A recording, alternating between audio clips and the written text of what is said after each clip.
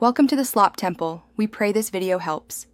Start by recording at a high frame rate, 60 to 120 FPS, because you need extra frames to stretch time smoothly. You should stabilize the camera, use a tripod or gimbal to prevent shake that will look worse when slowed. Once done, check exposure and white balance. Clean highlights and shadow detail now, since noise is amplified in slow motion. Import the clip into your editor and make sure the project frame rate matches your target output, for example 24 or 30 FPS, before you alter speed. Once the clip is in the timeline, conform its frame rate to the project so the editor knows how to map frames. Then slow the clip to the desired speed and enable motion interpolation.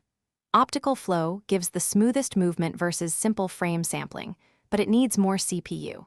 Make sure to tweak motion estimation accuracy and smoothing sliders to reduce warping. If artifacts appear around edges, lower interpolation strength or add a subtle blur. Preview at full resolution to judge motion quality before final render. Finish by applying targeted denoise and a touch of selective sharpening. You want detail without amplifying interpolation artifacts.